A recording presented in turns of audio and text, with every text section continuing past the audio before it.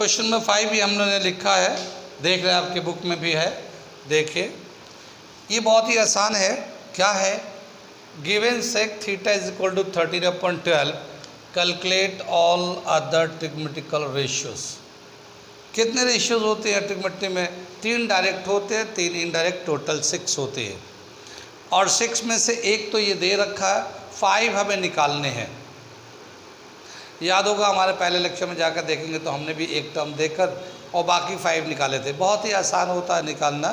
तो हम लोग देखो, मैं बताता हूँ और उसके बाद आपको क्या करना है। देखिए सेक जो है सोल्यूशन कर रहे हैं हम लोग।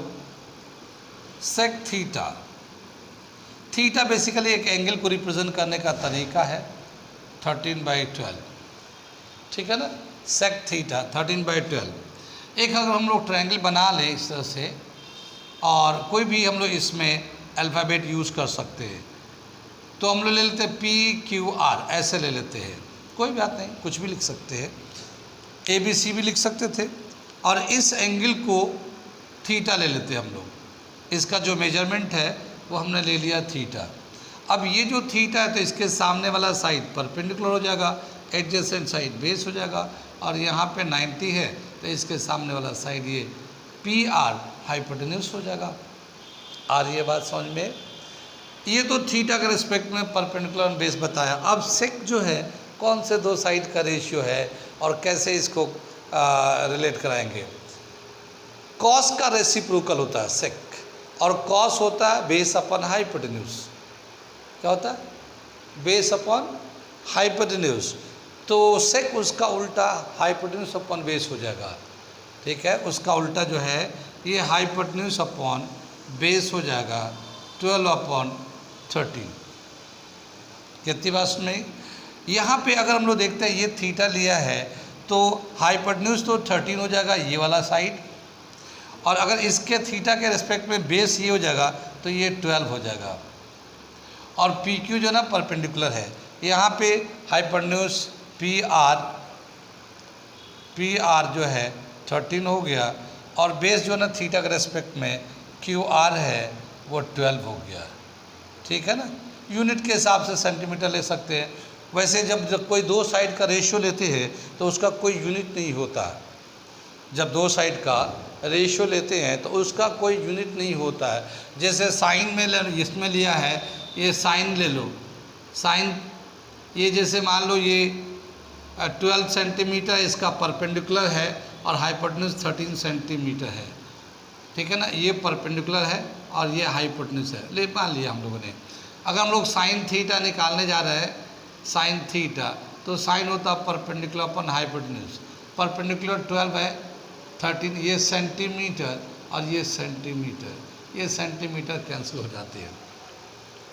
तो ट्रिग्मेट्री में जितने भी टर्म्स हैं इनका कोई यूनिट नहीं होता कि सेंटीमीटर, मीटर, ये कोई यूनिट ऐसा कोई नहीं होता, वो उसका कोई यूनिट है नहीं, कैंसिल हो जाते हैं। हाँ, लेकिन एक मेजरमेंट होता है, उस मेजरमेंट का वैल्यू दिया जाता है, मीटर में भी देते हैं, सेंटीमीटर में देते हैं, मिलीमीटर में देते हैं, जैसा एक होता है। जनरली इसमें ट्रिग्मेट्री में सेंटीमीटर में हम लोग यूज़ करते हैं। तो जैसे ये दो साइड का रेशियो है तो इसका कोई यूनिट तो है नहीं, लेकिन हम लोग अपने कन्वीनियंट के लिए सेंटीमीटर में ले सकते हैं, हम लोग सेंटीमीटर में ले सकते हैं, क्योंकि एक ट्रायंगल मीटर में लेंगे तो अभी बहुत बड़ा हो जाएगा, मिलीमीटर में बहुत छोटा जगह, सेंटीमीटर में एक स्टैंडर्ड ट्रायंगल हमें दिखेगा और हम लोग कॉपी में उसको बना सकते हैं, ड्रॉ करके। कॉपी में जैसे कंस्ट्रक्शन बनाते हैं हम लोग, याद होगा कंस्ट्रक्शन बनाया हुआ, तो उसमें हम लोग इसको ट्रायंगल को बना लेते हैं। सेंटीमीटर जनरली यूनिट होता है। वैसे कोई भी ट्रिग्मेट्रिकल रेशियो में रेशियो का कोई यूनिट नहीं होता, क्योंकि ये वो यूनिट एक दूसरे को कैंसिल कर देते हैं। आगे चले हम लोग, तो यहाँ पे जो तीसरा साइड है कैसे निकालेंगे? पाइथागोरस थ्योरम के हिसाब से तीसरा साइड निकालते हैं बाई PT। क्या लिखेंगे यहाँ पे? PR स्क्वायर, ये हाइपोटेन्यूस हो गया, PR square is equal to PQ square plus QR square. PR का वैल्यू दे रखा है 13 का स्क्वायर, और ये PQ हमें निकालना है, QR का वैल्यू दे रखा है 12 का स्क्वायर।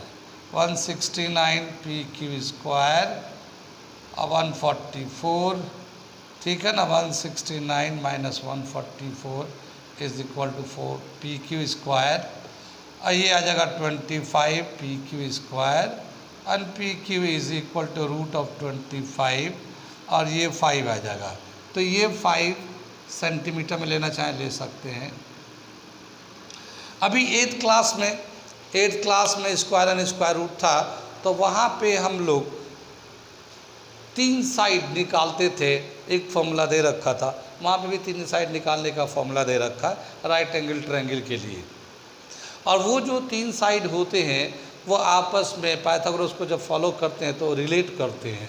तो वो जो 3 साइड है उनको पाइथागोरियन ट्रिपलेट भी कहते हैं, पाइथागोरियन ट्रिपलेट भी कहते हैं। जैसे यहाँ पे हम लोग बोलेंगे 3 4 5, ये एक पाइथागोरियन ट्रिपलेट है, क्योंकि जब इसको साइड को यूज़ करेंगे तो ये पाइथागोरस थ्योरम के जो फॉर्मूला उसको ओबे करता है, उसको फॉलो करता है।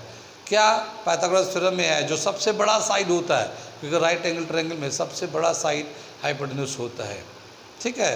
तो जो सबसे बड़ा साइड होगा उसका जो स्क्वायर है बाकी 2 छोटे साइड के स्क्वायर के सम के बराबर होगा। अगर ऐसा है 3 साइड में रिलेशन तो उसको हम लोग कहते हैं पाइथागोरियन ट्रिपलेट। जैसे ये 5 का स्क्वायर, सबसे बड़ा साइड 5 है, 5 का स्क्वायर को 25 आ जाएगा। बाकी 2 छोटे साइड 3 4 है, 3 का स्क्वायर 9, 4 का स्क्वायर 16, दोनों को प्लस करो 25 आ जाएगा।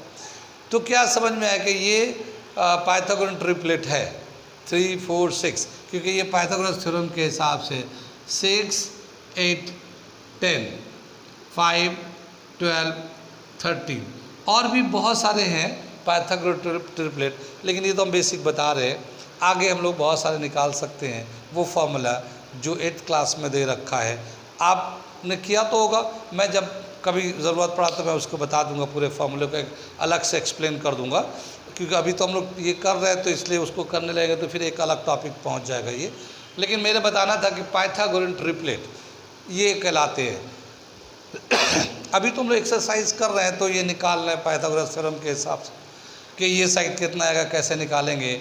लेकिन जब कंपटीशन में हम लोग जाते हैं तो वहाँ पे इतना करना नहीं होता, फिर फटाफट कैलकुलेट करना होता है। तो इसलिए अगर वो याद रहे कि ये साइड रहेगा तो तीसरा साइड ये होगा, फिर उसको यूज़ करके जो बनाना फटाफट बनाएंगे। तो जब हम लोग कॉम्पिटिटिव क्वेश्चन कराएंगे, जब कंपटीशन के क्वेश्चन कराएंगे, बड़े क्वेश्चन कराएंगे, तो वहाँ सब ये सब बातें नहीं बताएंगे। इसलिए आप लोग इसे अभी से रिवीजन करके एक माइंड मेकअप कर लिए कि कैसे क्या क्या होता है, क्योंकि जब कंपटीशन में क्वेश्चन होगा उस वक्त तो हमें टाइम बहुत कम मिलता है। 1 मिनट में बड़े बड़े क्वेश्चन करने होते हैं, तो हमें फास्ट कैलकुलेशन होता है, तो बहुत सारी चीज़ें ना ब्रेन के अंदर हम लोग मेंटल कैलकुलेशन करते हैं, तो वो सब चीज़ें याद होनी चाहिए। तो इन सब चीज़ों को जो बताया जा रहा है, समझाया जा रहा है, इन्हें नोट भी करिए और इसको मेमोराइज भी करिए, ऑर्डर में अरेंज करिए ब्रेन के अंदर, दिमाग के अंदर से कि ऐसा हुआ था, ऐसा करना, ये करना, ऐसा होता है, ये होता है। सारे स्टेप्स को क्लियर करते चलिए, ठीक है। आगे बढ़ते हैं, यहाँ देखते हैं 5 सेंटीमीटर दे रखा है ये हमें आ गया। अब क्या बोला कि बाकी 5 सेक तो दे रखा थीटा, बाकी calculate all other mathematical ratios, आसानी से निकाल लेंगे। देखिए सेक का तो एक उल्टा ऑलरेडी कॉस होता है, तो सेक का रेसिप्रोकल कॉस होता है, तो कॉस का हो जाएगा 12/13। साइन का अगर निकालना है, साइन का निकालेंगे तो परपेंडिकुलर थीटा ही है ना, तो परपेंडिकुलर काउंट होगा, तो साइन हो जाएगा 5/13, perpendicular upon hypotenuse 5/13।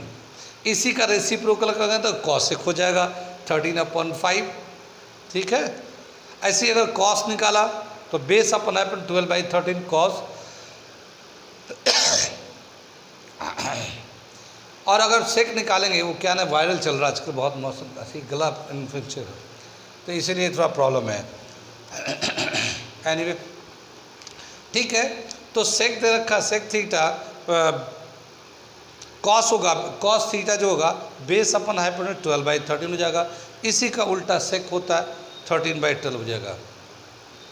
Tan theta perpendicular upon base, tan होता है perpendicular upon 5/12, perpendicular upon base हो गया, टैन थीटा 5/12 हो जाएगा। और कॉट क्या होगा, इसी का रेसिप्रोकल 12/5, ठीक है। मैंने लिखा नहीं है, ये आप लोग अपने से लिखिएगा और खुद से कर लीजिएगा, ठीक है ना। इसे पूरा कंप्लीट कर लीजिएगा, वैसे मैंने ओरली हमने समझा दिया है, ठीक। इसे खुद से कंप्लीट करिएगा। आगे चलते हम लोग नेक्स्ट क्वेश्चन पे, ठीक है। कुछ खुद से करेंगे तभी आपको भी करने और समझने का मौका मिलेगा। आगे चलते हम लोग नेक्स्ट क्वेश्चन नंबर 6 करने जा रहे हैं।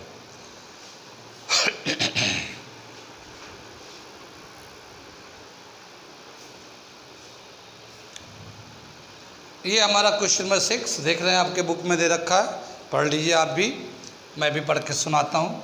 If angle A and angle B are acute angles such that cos A is equal to cos B, then show that angle A is equal to angle B. इसका solution करने जा रहे हैं हम लोग।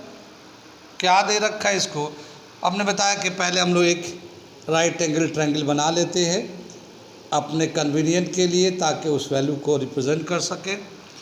मान लो यहाँ पे एक एंगल ए लेते हैं और ये एंगल सी लेते हैं, एंगल ए एंगल बी यहाँ ले लिए और यहाँ एंगल सी ले लेते हैं, ठीक है। 90 एंगल सी 90 है तो इसके सामने वाला ए बी हाइपोटेन्यूस हो जाएगा।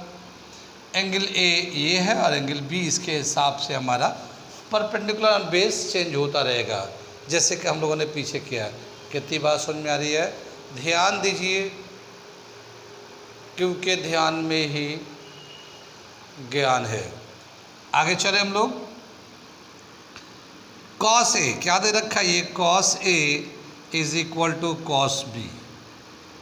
कॉस होता है बेस अपॉन हाइपोटेन्यूस, जानते हैं, लेकिन ये जो एंगल है, एंगल के रेस्पेक्ट में परपेंडिकुलर बेस इंटरचेंज होते रहता है, ठीक।